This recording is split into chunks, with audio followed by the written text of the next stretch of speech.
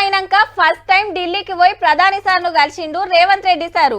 విభజన సమస్యలు, పెండింగ్ ప్రాజెక్టులు, తెలంగాణకు రావాల్సిన పైసలు ఇట్లా అన్ని ముచ్చట్లు మాట్లాడొచ్చిండు. ఏలుబడి మంచిగా సాగాలంటే మీదికెళ్ళొచ్చే సాయం కూడా ముఖ్యమే కదా. మరి 2 వారాలు కూడా కాకముందే మళ్ళీ పరి ఢిల్లీ పోయిండు. మరి అలా ఏం చేసిండు, ఎవరెవరిని కలిసిండో మొత్తం అరుచుకుందాం పండ్రి. ముఖ్యమంత్రి, మంత్రులు, సర్కార్ పెద్ద ఆఫీసరు, డీజీపీ సార్లు అందరు ఢిల్లీలోనే ఉన్నారు. పార్లమెంట్ ఎలక్షన్ లో ఎట్లా గెలిచాలనే దాని మీద ఏఐసీసీ మీటింగ్ పెడితే ఫస్ట్ దానికి పోయిండు రేవంత్ రెడ్డి సారు. రాహుల్ గాంధీ సార్ పాదయాత్ర మీద కూడా చర్చ నడిచింది. అటెంక centre city development minister Hardeep Singh sir ను కలిసిండు ఆఫీసర్లను దొలకపోయి.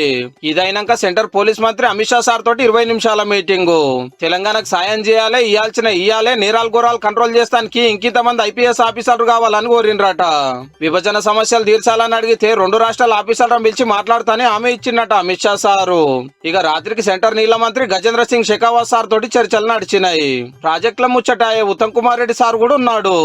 ఆగమాగం కట్టిన కాళేశ్వరం గురించి వివరంగా చెప్పి పాలమూరు ప్రాజెక్టు కు జాతీయ హోదా ఇయ్యాలని కోరిండ్రట.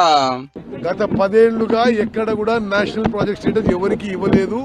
కానీ మీకు 60-40 రేషియోలో మీకు ఈ ప్రాజెక్ట్ కి కేంద్ర ప్రభుత్వం నిధులు ఇస్తామని చెప్పి హామీ ఇవ్వడం జరిగింది. మొన్న వచ్చి ప్రధానమంత్రి మోడీ సార్ ను కలిసి తెలంగాణకి ఏమేం కావాలనో అడిగిరి. అట్లనే హైకమాండ్ పెద్దలతోటి చర్చలు నడుస్తున్నాయి నామినేటెడ్ పోస్టుల గురించి. సంక్రాంతి లోపలనే పదవులు వంచే ఛాన్స్ ఉందట. ఇప్పుడు కొన్ని పార్లమెంట్ ఎలక్షన్లు అయినాక కొన్ని ఇస్తుండొచ్చు అని ఢిల్లీలో గుసగుసాలు. పేపర్ లీకులు లేకుండా పరీక్షలు పెట్టడానికి టీఎస్పీఎస్సీ జగబెట్టే కార్యం కూడా పెట్టుకున్నారు.